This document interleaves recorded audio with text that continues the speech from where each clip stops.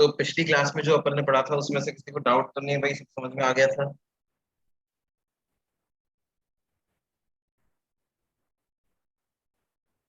देखो,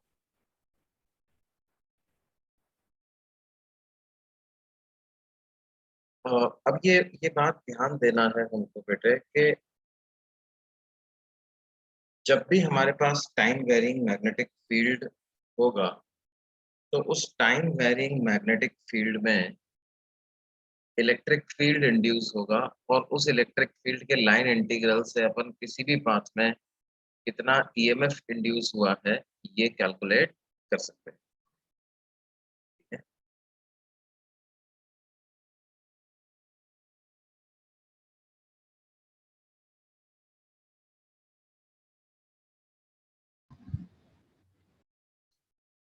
अब ध्यान दो कि जैसे लेट्स से इस तरह का हमसे कोई क्वेश्चन पूछा जाए।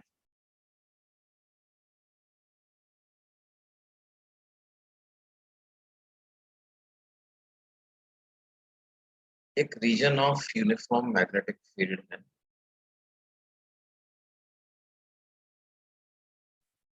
अगेन कैसा? Cylindrically symmetric region of uniform magnetic field.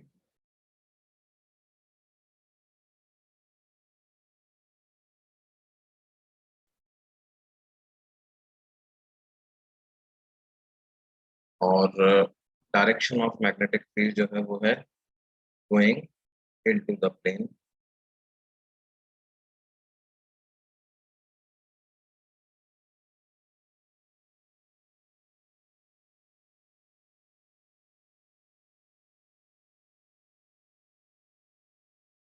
और इसकी इस रीजन की जो रेडियस है वो है कैपिटल।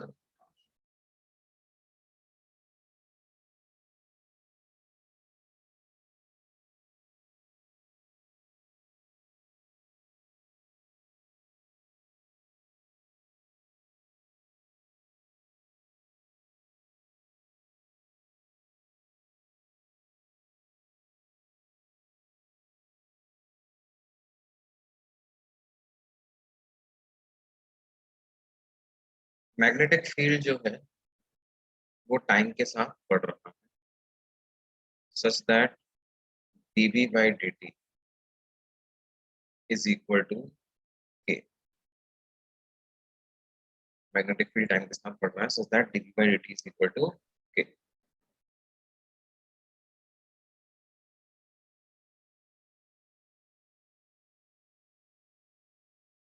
ये मैग्नेटिक फील्ड का जो रीजन है इसके बिल्कुल बाउंड्री पे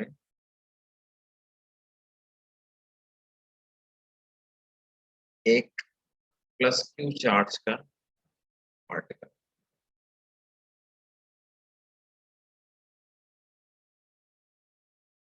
ना, राइट आउटसाइड, राइट। उस पार्टिकल को हमने क्या किया,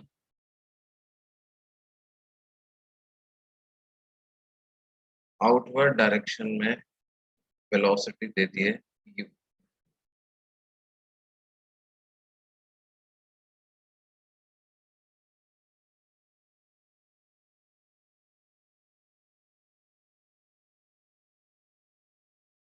अब क्या है, ये पार्टिकल कुछ कर्व्ड पाथ में चलने लगेगा।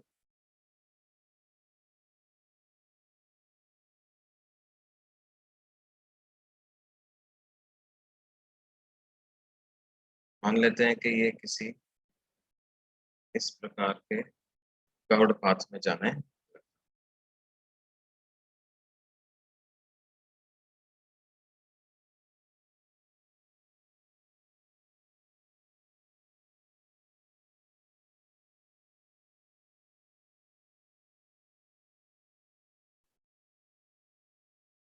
इस प्रकार के किसी कर्व्ड पाथ में ये जाने।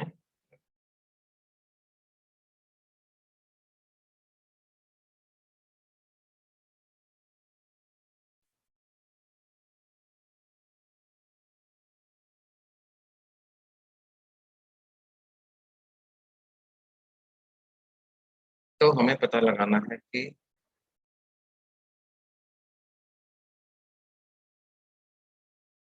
इस पार्टिकल की स्पीड क्या होगी?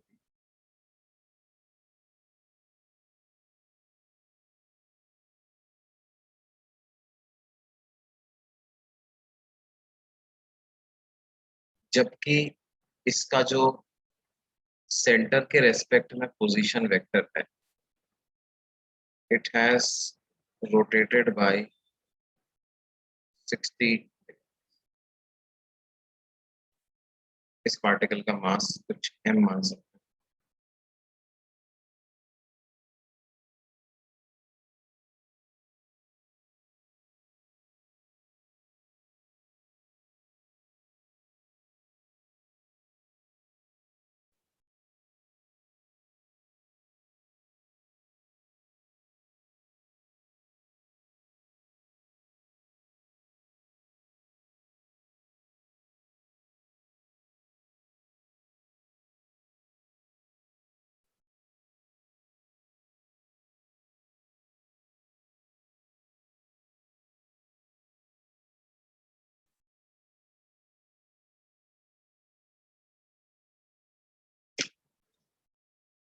ट्राई कर सकते हो क्या इसको भाई, कैसे करेंगे? क्वेश्चन समझ में आ गया ना बेटे?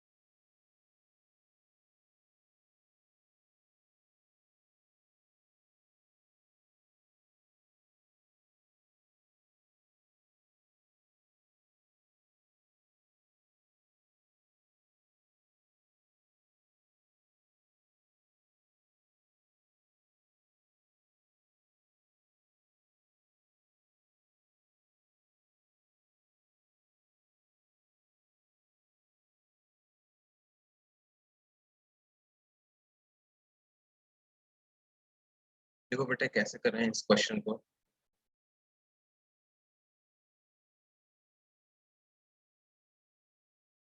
ये कोई पॉइंट है ए, यहाँ हम पॉइंट ले लेते हैं B.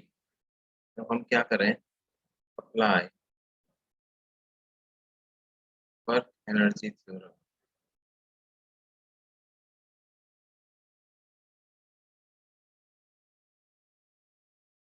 From A to B.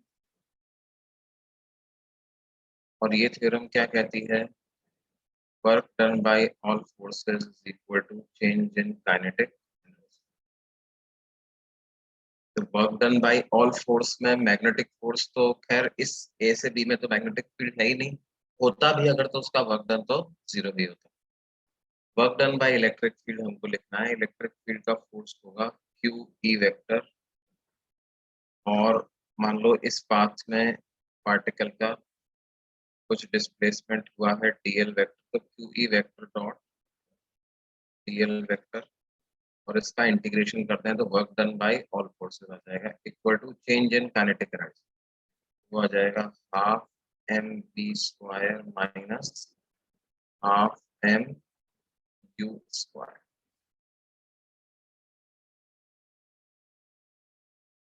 Right. तो इसको हम लिख सकते हैं 2q into integral of E dot D L, ये किसके बराबर आ रहा है 2q by M equal to be square minus U.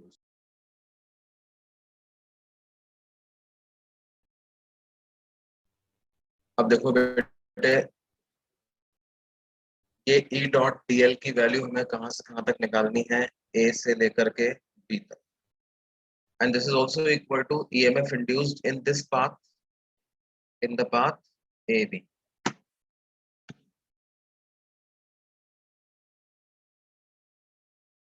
अब हम ऐसा करें बेटे कि ये वाला एक लूप कंसिडर,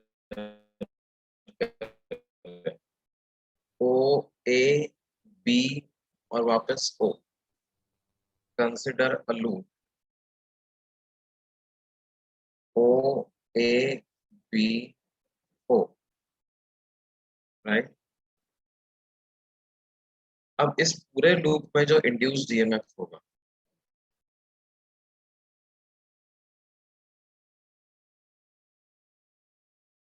ईएमएफ,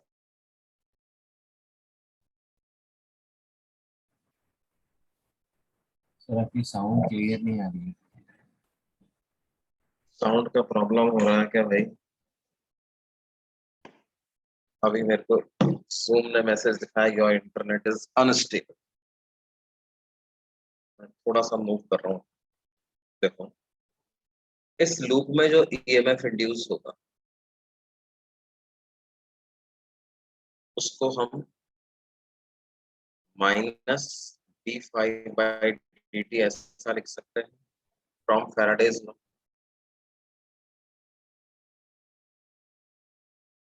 किस लूप की बात कर रहा हूँ, इस पूरे ओ ए बी ओ लूप में जो भी ईएमएफ इंड्यूस होगा, राइट। हम बात कर रहे हैं इस पूरे लूप।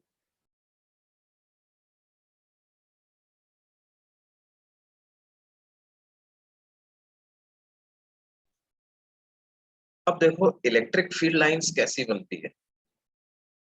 इलेक्ट्रिक फील्ड लाइंस हमने देखा था कि वो इस रीजन के साथ कॉन्सेंट्रिक होती है ना, और किस डायरेक्शन में होती है भैया, यहाँ पर क्योंकि बी अंदर की तरफ बढ़ रहा है तो एंटी क्लॉकवाइज में they will be in which direction, anti clockwise,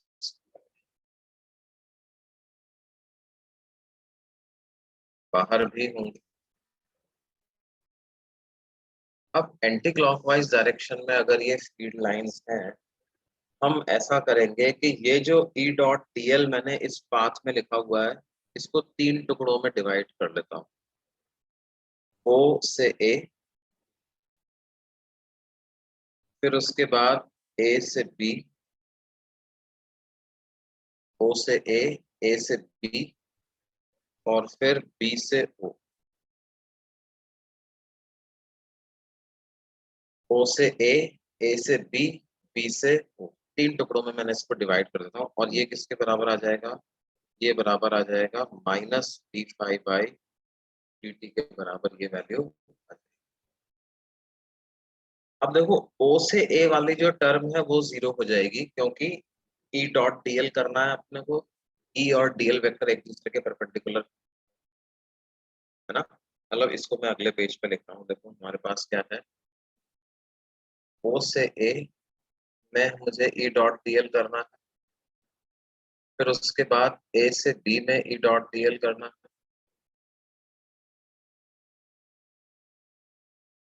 फिर उसके बाद बी से ओ में हमें फिर से ई डॉट डीएल, और ये पूरा किसके बराबर होगा, इस पूरे लूप में जो minus D five by D two की वैल्यू आएगी। अब ओ से ए में देखें तो ये वैल्यू 0 हो जाएगी। ए से बी में तो ई डॉट डीएल हमें पता ही करना था।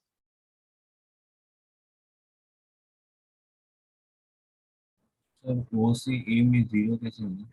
ओ से ए में 0 कैसे होगा बेटे, देखो ओ से ए में जब आप चलोगे तो डीएल वेक्टर की डायरेक्शन तो कुछ ऐसी रहेगी, हाँ सर। और ई वेक्टर कैसा है, ई वेक्टर इसके परपेंडिकुलर है ना।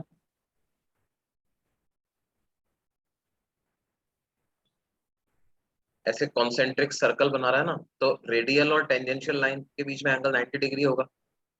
हमारा डीएल वेक्टर रेडियल लाइन के अलोंग है और ई वेक्टर टेंजेंशियल लाइन के अलोंग।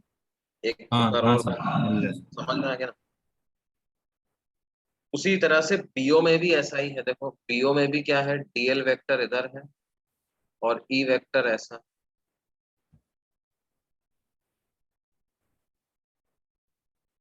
बीओ में भी ई डॉट डीएल 0 आएगा। अच्छा, डीएल वेक्टर उल्टा ले लिया मैंने, लेकिन उससे तो कुछ फर्क नहीं पड़ेगा, एंगल तो तब भी कितना रहेगा, 90 डिग्री। ये बात समझ में आ रही है। हाँ सर। और ये वाली चीज भी 0 हो जाएगी। अब बारी आई minus five by D T की। अब देखो डीएल वेक्टर एंटी क्लॉकवाइज में ले रहे हैं। डीएल वेक्टर किस डायरेक्शन में ले रहे थे अपन, एंटी क्लॉकवाइज डायरेक्शन में। इसका मतलब एरिया वेक्टर को किधर लूंगा बेटे, एरिया वेक्टर को लूंगा बाहर की तरफ। तो ये पूरी चीज बराबर हो जाएगी minus D by D T of phi. Phi को लिखेंगे मैग्नेटिक फील्ड बी, एरिया कितना लेंगे देखो। अब देखो बेटे, जैसे ये हमारा मैग्नेटिक फील्ड का रीजन था, है ना, और हमने जो पाथ कंसिडर किया वो कुछ ऐसा वाला पाथ उसका कंसिडर किया है।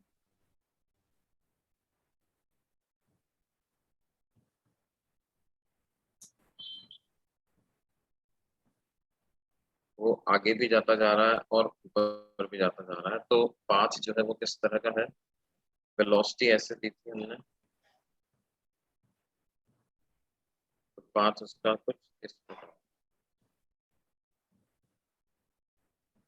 ऐसा था।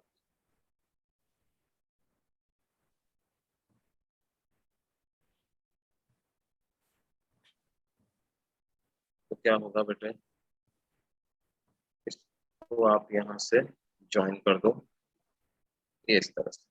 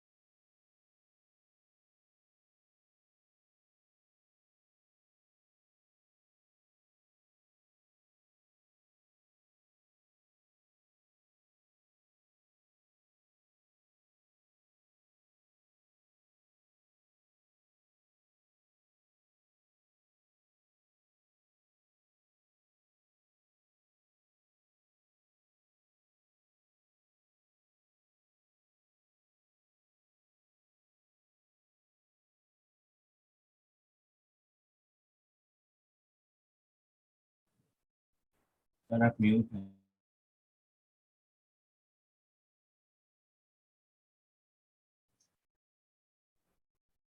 आप म्यूट हैं।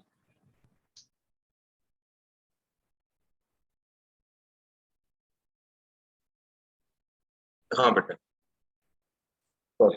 देखो ये क्या है, जब मैं D phi by D T लिखूंगा इस पूरे ओ ए बी और लूप में, तो जो बाहर वाला पोर्शन है वहां तो मैग्नेटिक फील्ड जीरो है, मैग्नेटिक फील्ड तो सिर्फ इस अंदर वाले पोर्शन में है। तो इस ओ ए बी ओ लूप का सिर्फ ये शेडेड पार्ट का एरिया ही काउंट होगा। और area of a circular arc को हम क्या लिख सकते हैं, half R square theta. Circular sector के एरिया को क्या लिख सकते हैं, half R square into theta. और as per this area vector मैंने बाहर लिया हुआ है, मैग्नेटिक फील्ड अंदर है, तो cos 180 डिग्री भी आ जाएगा। तो जिसकी वजह से क्या है बेटा, ये माइनस साइन तो कैंसिल हो गया। तो हमारे पास क्या आ जाएगा भाई, हमारे पास सिर्फ इतना आ जाएगा कि इसमें से जो कांस्टेंट है उसको बाहर निकाल लें, मतलब पाई आर स्क्वायर बाई सिक्स को बाहर निकाल लें, पाई आर स्क्वायर बाई सिक्स को बाहर निकाल लें, और हमारे पास आ जाएगा क्या, D B by D T. ये जो माइनस साइन है वो cos 180 डिग्री से मल्टीप्लाई होकर के 1 हो जाएगा। और D B by D T की क्या वैल्यू दी हुई है बेटे, के दी हुई है। तो ये हो जाएगा पाई आर स्क्वायर के बाई सिक्स। ये ई डॉट डी एल आ जाएगा, ए पॉइंट से बी पॉइंट।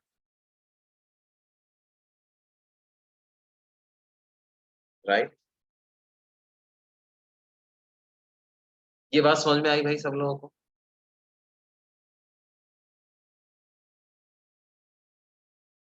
हाँ सर।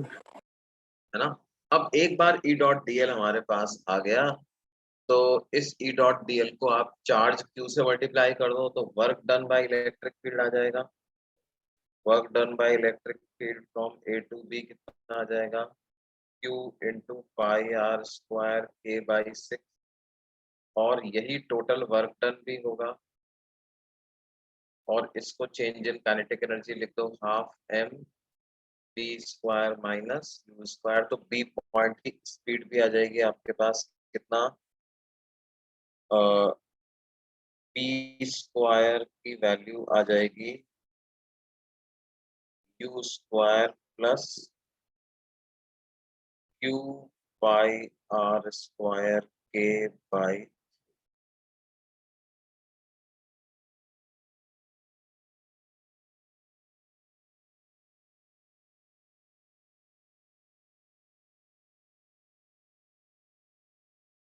समझ में आई बात बच्चों?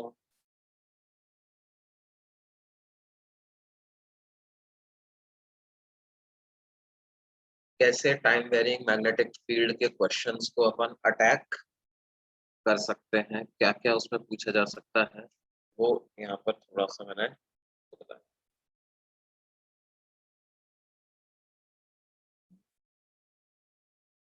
अब देखो हम इस चैप्टर में आगे चलते हैं और बात करते हैं इसकी inductance.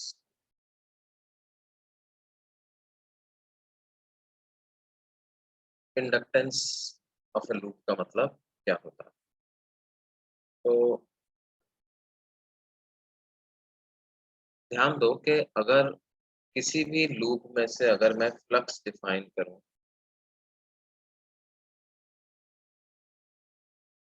Before we move on to inductance हमें एक चीज और पढ़नी है, that is induced electric field in a EMF induced in a rotating rod।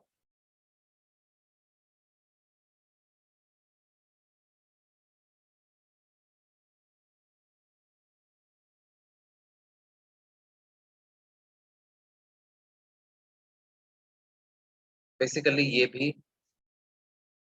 एक तरीके से मोशनल ईएमएफ का ही पार्ट है ना। Consider a region of uniform magnetic field.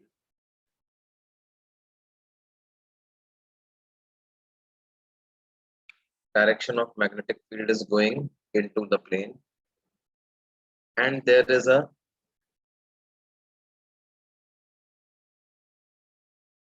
rod in this region.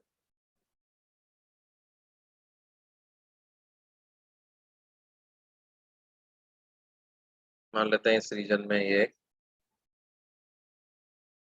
Rod रखी, और ये रॉड क्या कर रही है बेटे, ये रोटेट कर रही है with N angular velocity omega. ठीक है, ये ओमेगा कांस्टेंट भी हो सकती है, वेरिएबल भी हो सकती है, किसी एक इंस्टेंट की भी एंगुलर वेलोसिटी हो सकती है। ओमेगा को अपन मान लेते हैं इंस्टेंटेनियस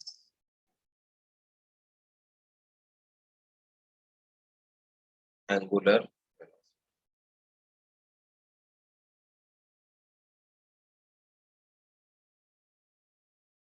ये फिक्स्ड एंड है, इसको ए नाम देते हैं, ये फ्री एंड है, इसका नाम है। रॉड की लंबाई हमें कुछ एल दी हुई,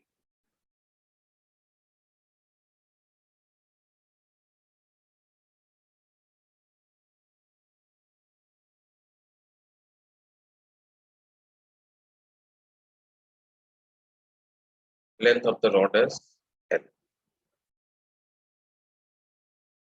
तो हमें पता करना है इस रॉड में इंड्यूस्ड ईएमएफ कितना।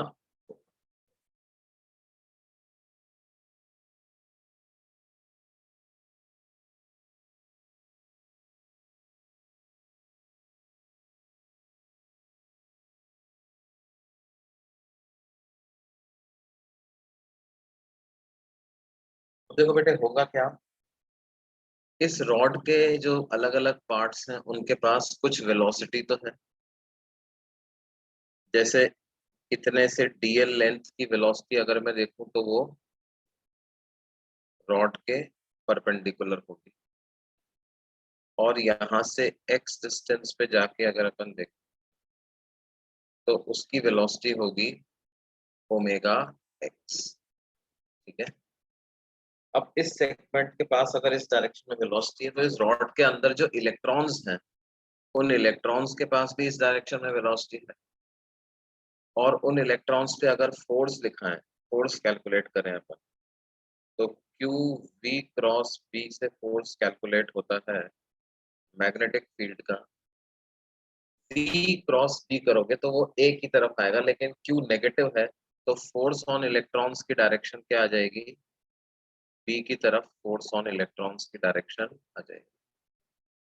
तो जैसे जैसे रॉड रोटेट करेगी क्या होगा, ये इलेक्ट्रॉन्स में बाहर की तरफ फोर्स लगेगा और इलेक्ट्रॉन्स जो है वो बी एंड पे इकट्ठे होते चले जाएंगे, ए एंड पर चार्ज जो है वो पॉजिटिव आता जाएगा। ए एंड पे चार्ज कैसा आता जाएगा, पॉजिटिव। अब ये जो ए पर पॉजिटिव और बी पे नेगेटिव चार्ज आया है, इसकी वजह से क्या होगा, ए पे पॉजिटिव और बी पर नेगेटिव चार्ज आया है, इसकी वजह से क्या होगा बेटे, ए बी रॉड के अलोंग एक इलेक्ट्रिक फील्ड इंड्यूस हो जाए, है ना। एंड इलेक्ट्रिक फील्ड, ये charge particle electric field generate करेंगे, पॉजिटिव से नेगेटिव की तरफ ये charge particle electric field generate करेंगे, है ना। ये इलेक्ट्रोस्टैटिक फील्ड ही होगा क्योंकि ये चार्ज एट रेस्ट की वजह से आ रहा है, यहाँ पे मैग्नेटिक फील्ड टाइम के साथ वेरी नहीं कर रहा। This will be an electrostatic field, तो क्या होगा, उसकी डायरेक्शन कैसी आ जाएगी बेटे, उसकी डायरेक्शन कुछ इस तरह से, ये रॉड के अंदर ही होगा।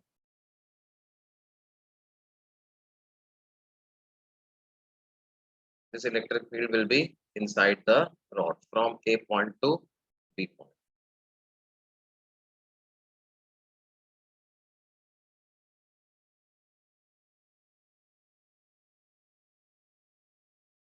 This electric field will be inside the rod from A point to B point. High potential से low potential की तरफ ये electric field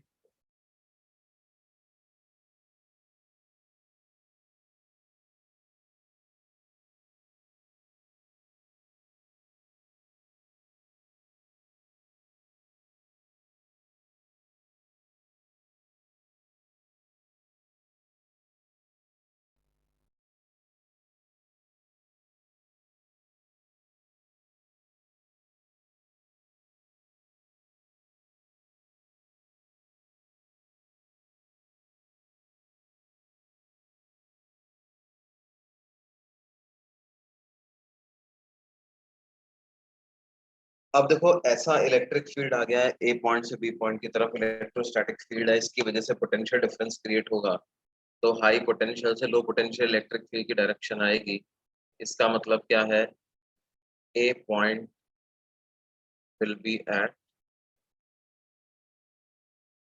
हाई पोटेंशियल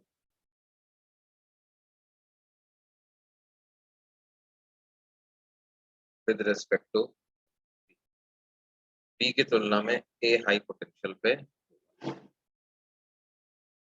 और कितना होगा, ये पता लगाने के दो तरीके हैं अपने पास। एक मेथड में तो क्या करें अपन, ई का वैल्यू कैलकुलेट कर लेते हैं, है ना। ई की वैल्यू कैलकुलेट कर लो, ये एक्स डिस्टेंस पर जो इलेक्ट्रिक फील्ड आया है वो कितना आया है। तो देखो इक्विलिब्रियम कंडीशन में क्या होगा,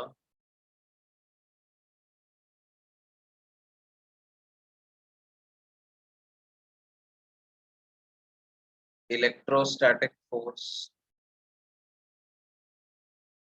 equal to force due to magnetic, magnetic field का फोर्स लिखूंगा ई ओमेगा एक्स बी, और इलेक्ट्रोस्टैटिक फोर्स लिखूंगा ई इंटू टी। तो ये कैपिटल ई की क्या वैल्यू आ जाएगी, ओमेगा एक्स, ये कैपिटल ई की वैल्यू हो जाएगी।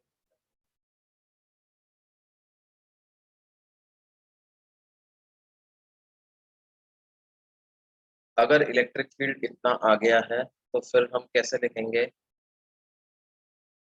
We B minus V A is equal to minus E dot D L from A to delta V is equal to minus E dot delta R, V final minus V initial is equal to minus E dot delta R. तो ये आ जाएगा, E को लिख देंगे omega X B D X, और zero से L तक इसका इंटीग्रेशन कर देंगे, ये बी बी माइनस, इसका मतलब बी बी माइनस ये कितना होगा, minus omega B X D X का integration X square by two, तो ये हो जाएगा एल स्क्वायर बाई, यानी वी ए माइनस बी की क्या वैल्यू आ गई बेटे, ये आ गया half B omega L square. ये जो क्वांटिटी है इसको बोलते हैं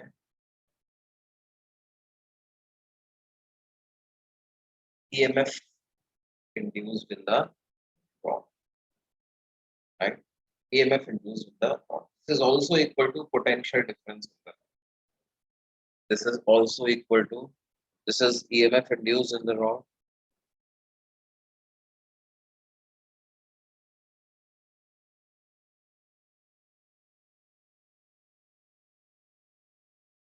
also equal to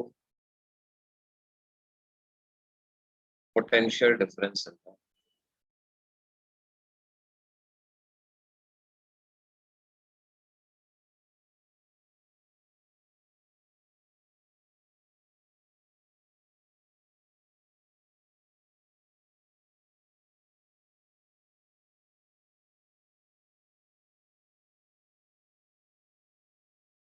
ये बात समझ में आ रही है बेटे सब।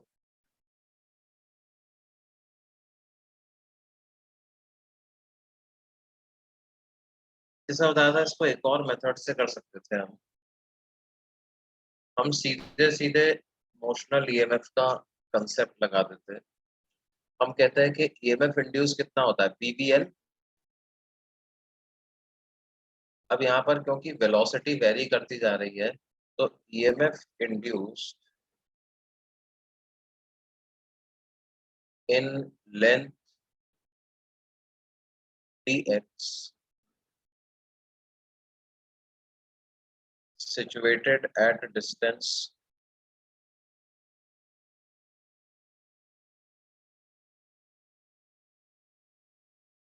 एक्स, ये कितना हो जाएगा, बी बी एल, है ना।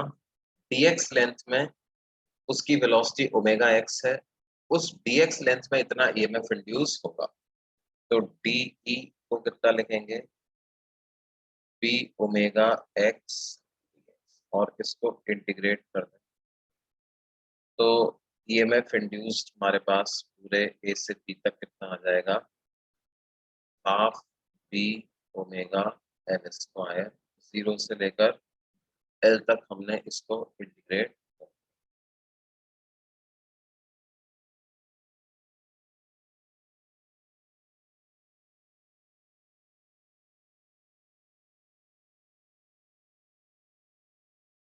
ये बात समझ में आती है बेटे।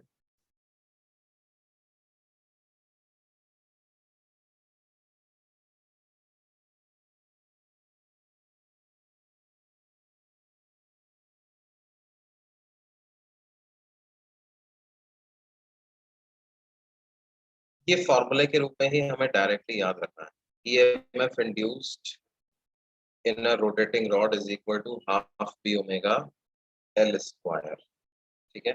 अच्छा, ये एल लेंथ क्या है ना, ये फॉर्मूला यूज करते हैं, one of the end has to be fixed, fixed end से एल लेंथ तक अगर आप जाओगे तो इतना ईएमएफ इंड्यूस होगा, ठीक है। One end has to B,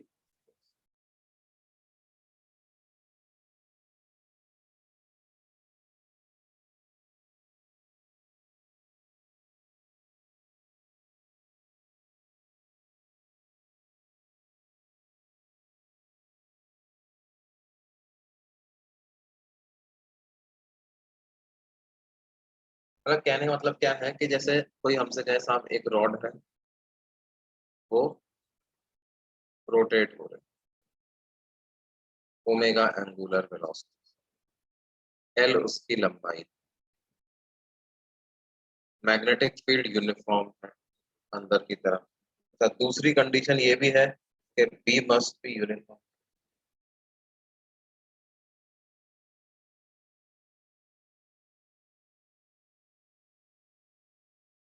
magnetic field जो होना चाहिए वो यूनिफॉर्म होना चाहिए। अब जैसे मान लो A C, C is let's say the centre of the rod, A C भी एक कंडक्टिंग रॉड,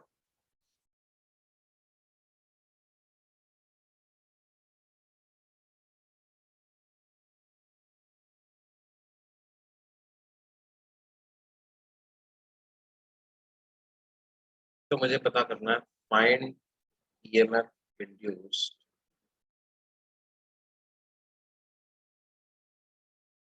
इन पार्ट सी, सीबी पार्ट में कितना ईएमएफ इंड्यूस हुआ है ये हमें पता करना है। तो इसको कैसे कर सकते हैं बेटे, ईएमएफ इंड्यूस्ड इन सीबी ये बराबर है EMF induced from A to B minus EMF induced from A to, A से बी में जो ईएमएफ इंड्यूस हुआ है उसमें से सब्ट्रैक्ट कर दो ए से सी वाला ईएमएफ इंड्यूस, तो ए से बी में ईएमएफ इंड्यूस कितना हुआ है, half B omega L square. A से सी के लिए फॉर्मूला फिर से यूज कर सकते हैं, half B omega L by two का स्क्वायर, तो ये क्या आ जाएगा, half B omega L square minus L square by four, that is 3/8 B omega L square,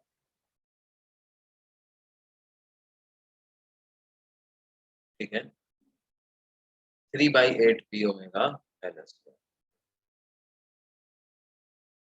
EMF induced from C to B आ जाएगा 3/8 बी ओमेगा एल।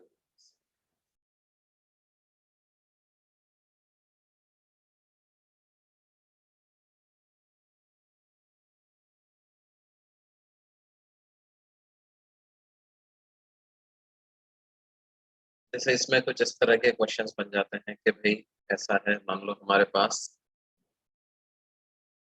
एक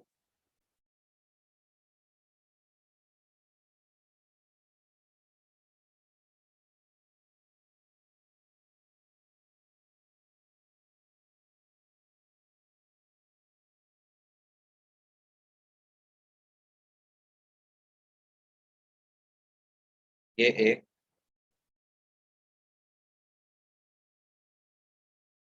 fixed conductor है। This is a fixed conductor और इस conductor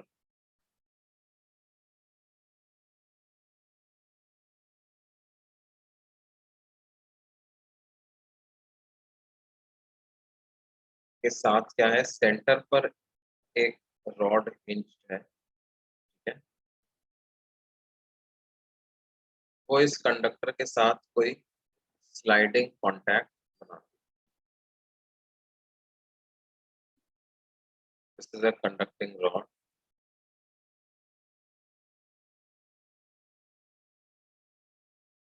and it makes a sliding conductor, making a sliding contact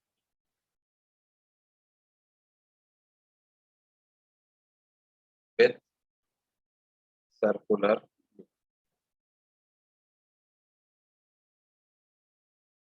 reason में magnetic field है जिसकी direction क्या है, going into the plane of the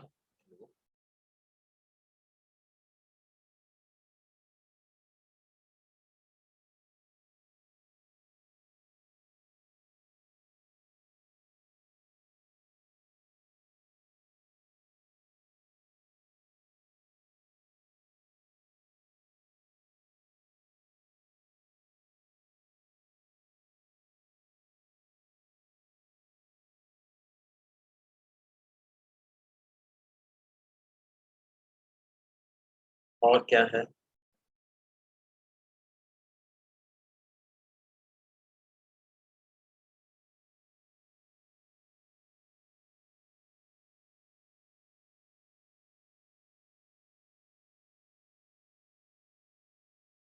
एक यहाँ पर हमने एक रेजिस्टेंस लगा दिया R,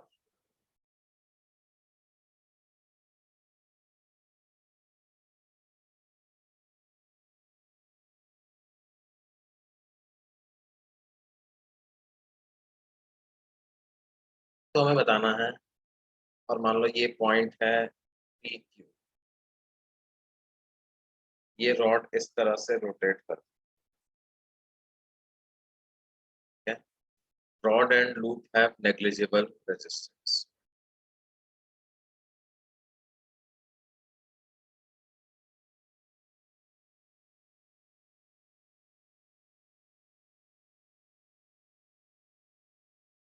तो हमें पता करना है, find the current in the resistor.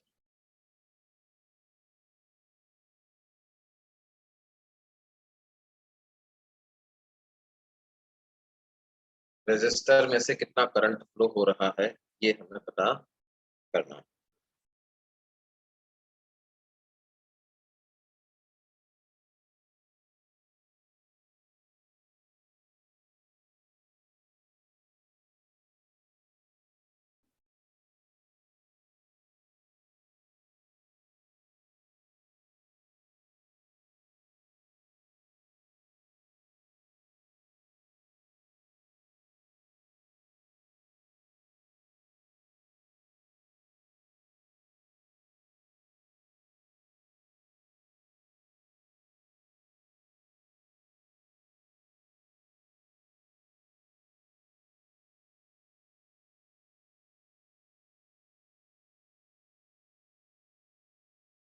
क्या इसको सीधे सीधे हाफ बी ओमेगा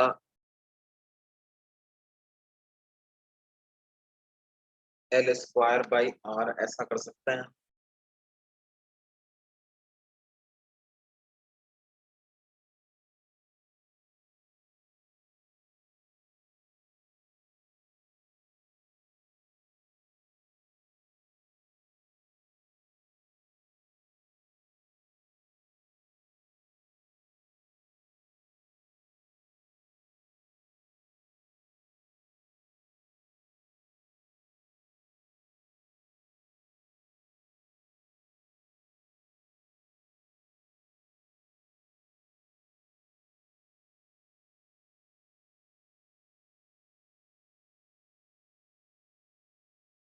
तो करंट जो आ जाएगा वो हो जाएगा half B omega L square by,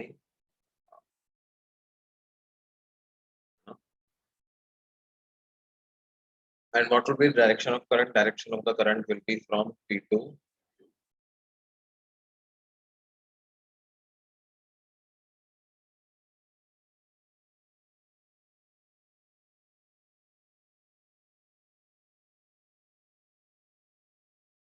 देखो ये जो सर्कुलर लूप जो है, circular loop is an open loop. So current in it will be zero.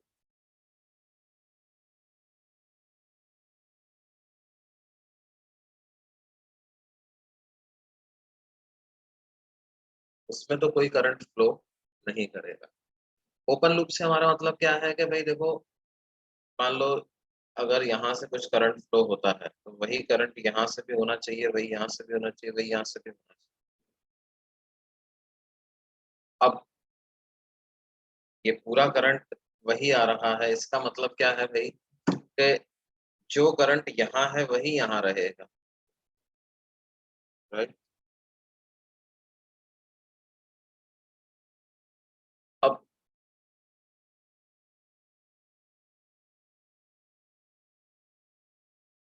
इसमें half B omega L square EMF induce हुआ है, इसके आर के across potential difference half B omega L square है, तो current तो इसमें ऐसे फ्लो कर ही जाए, half B omega L square by, right. और यहाँ का करंट कुछ इसमें एंटर कर नहीं रहा है, तो वो करंट इसमें फ्लो होता रहे, है ना। तो पी क्यू में करंट कितना जाएगा, basically half B omega L square.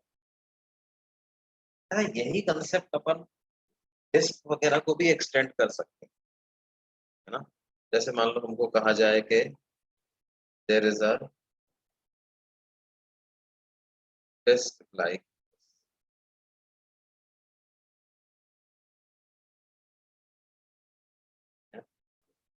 एक डिस्क,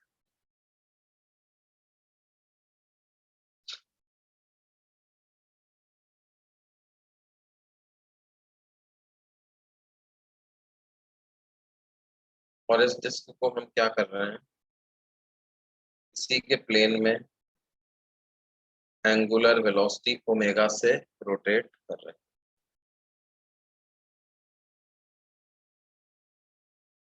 और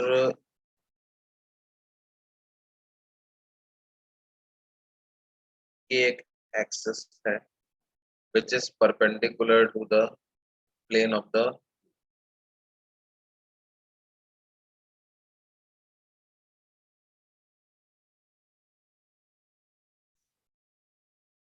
और क्या है बेटे, मैग्नेटिक फील्ड एग्जिस्ट करता है किस डायरेक्शन में, अलोंग द एक्सिस एक मैग्नेटिक फील्ड एग्जिस्ट करता है।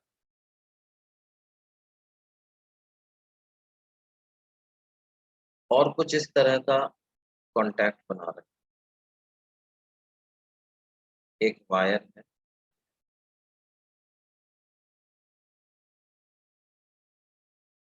जो कि लूप के साथ कुछ इस तरह से कांटेक्ट, इस लूप की जो रेडियस है वो हमें दी हुई है, let's say that radius is equal to, वो रेडियस ए के बराबर हमें,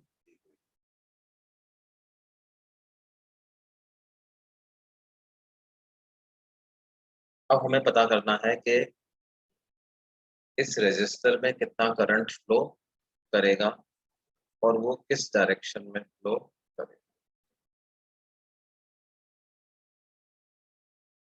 find the magnitude and direction of the current in the resistor.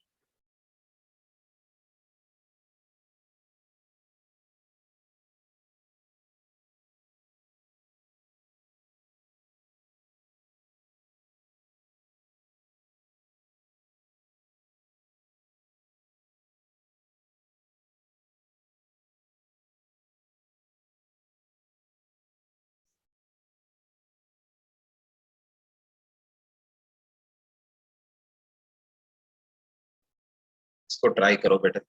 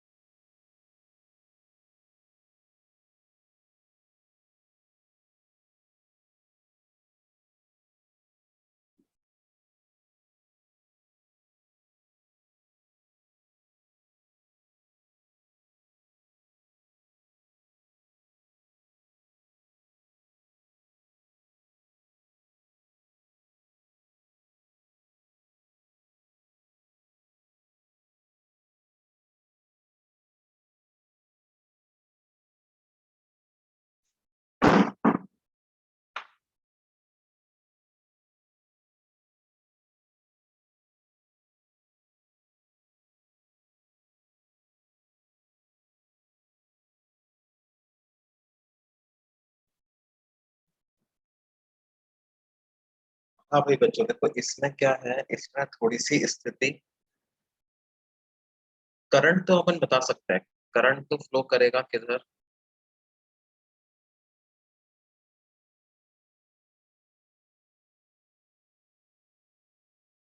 To B omega L square by R नहीं होगा, वही होगा half, current will be half B omega A square by R, इतना ही current flow होगा। और जैसे यहाँ से रॉड अंदर जा रही है, तो बी क्रॉस बी आप करोगे तो डायरेक्शन क्या आएगी, फ्रॉम क्यू टू, ये डायरेक्शन बी क्रॉस बी करेंगे तो डायरेक्शन आएगी, क्यू हाई पोटेंशियल पे होगा, पी लो पोटेंशियल पे होगा।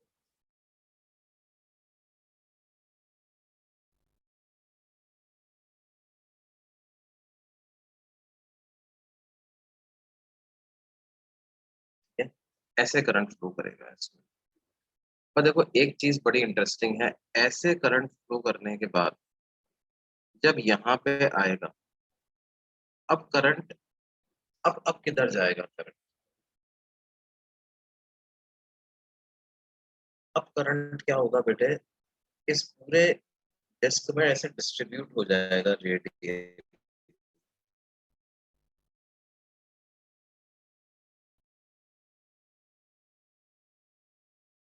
और फिर यहाँ से इस तरह से इकट्ठा हो करके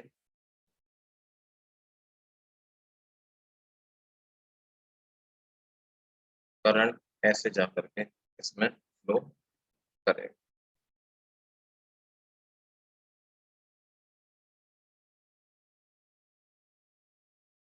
ये बात समझ में आ रही है भाई? अगर ये रेजिस्टर अपन नहीं लगाते तो क्या होता, अगर ये रेजिस्टर लेट से आप लगाते ही नहीं, सिर्फ अपने पास ये डिस्क ही होती, और इस डिस्क को ही मैं क्या करता, एंगुलर वेलोसिटी से रोटेट कर देता,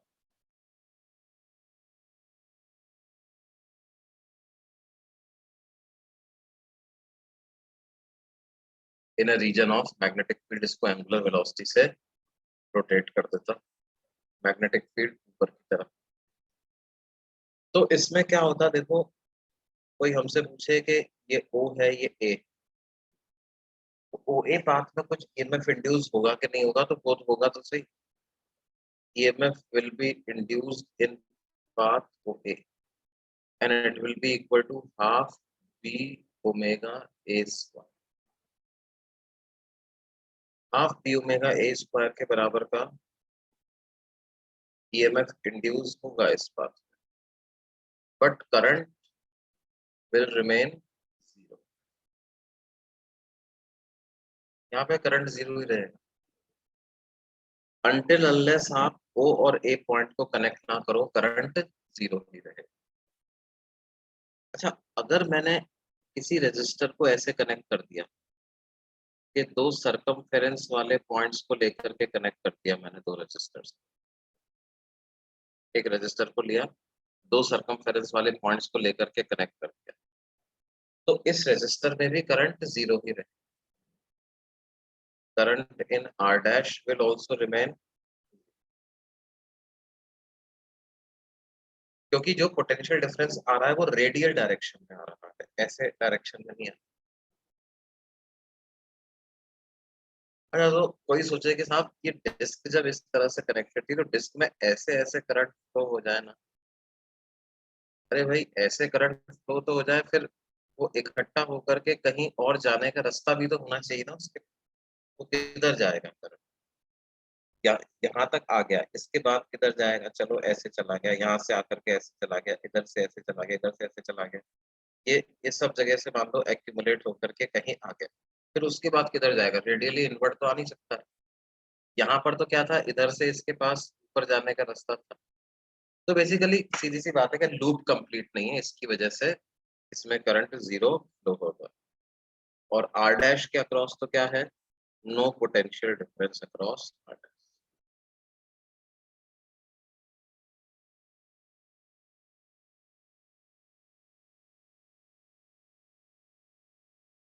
आर डैश के अक्रॉस कोई पोटेंशियल डिफरेंस नहीं है, इस वजह से उसमें करंट फ्लो नहीं करेगा। अब इसमें देखो कुछ क्वेश्चंस ऐसे ही बनते हैं कि जैसे हमसे कह दिया जाए कि भाई एक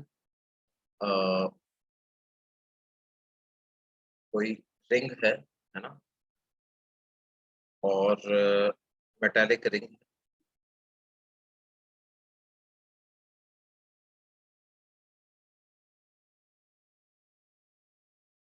और ये ओमेगा एंगुलर वेलोसिटी से रोटेट कर रही है, v वेलोसिटी से आगे जा रही है और प्योर रोलिंग परफॉर्म करते हुए।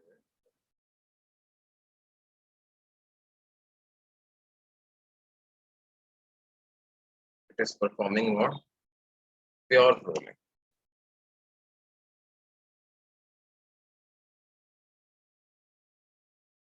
On ground surface. Magnetic field की डायरेक्शन जो है वो going into the plane type, ठीक है। इसको डिस्क बना देते हैं, this is not metallic ring, this is metallic.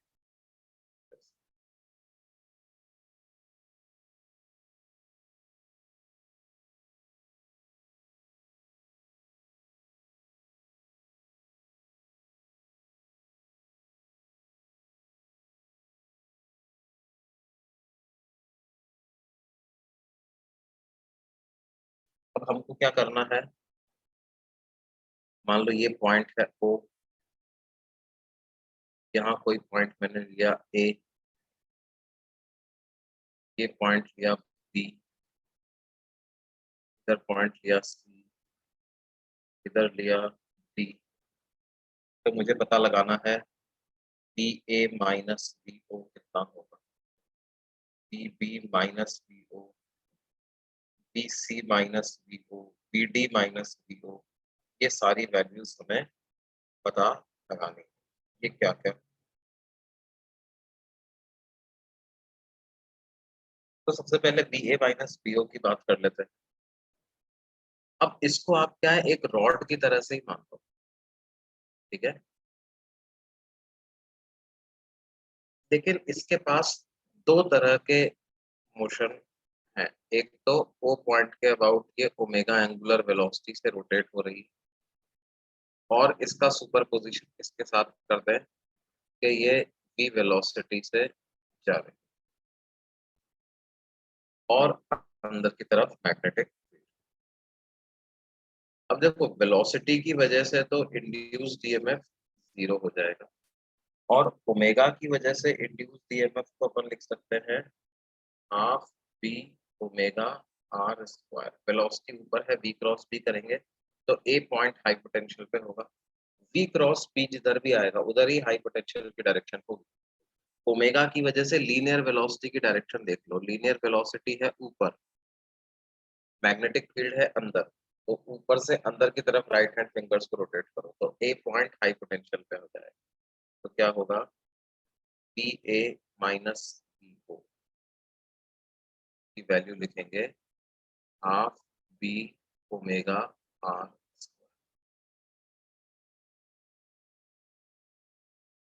ये बात समझ में आती है?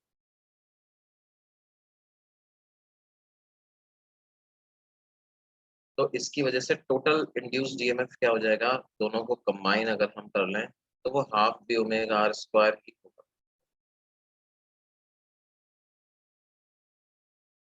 अब वीबी माइनस बीओ की बात करें तो वीबी माइनस बीओ किधर होगा बेटे, ओबी रॉड को ऐसे मान लेते हैं ओ।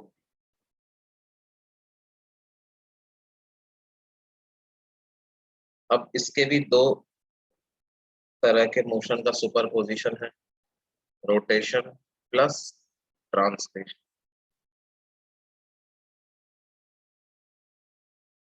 अब ओमेगा की वजह से भी वेलोसिटी आगे है, तो वी क्रॉस भी अगर आप करोगे तो वी क्रॉस भी करोगे तो बी पॉइंट हाई पोटेंशियल पे, और लीनियर वेलोसिटी की वजह से भी बी पॉइंट हाई पोटेंशियल पर। तो V B minus B O due to pure rotation की वैल्यू हो जाएगी half B omega R square, और V B minus B O due to translation कितना हो जाएगा, बी बी आर। ठीक है, ये किसकी वजह से है, ड्यू टू रोटेशन, और ये किसकी वजह से है, ड्यू टू ट्रांसलेशन। तो ईएमएफ इंड्यूस्ड टोटल कितना हो जाएगा, ये हो जाएगा half B omega R square plus B V R. ये किसमें हुआ, ओ बी रो।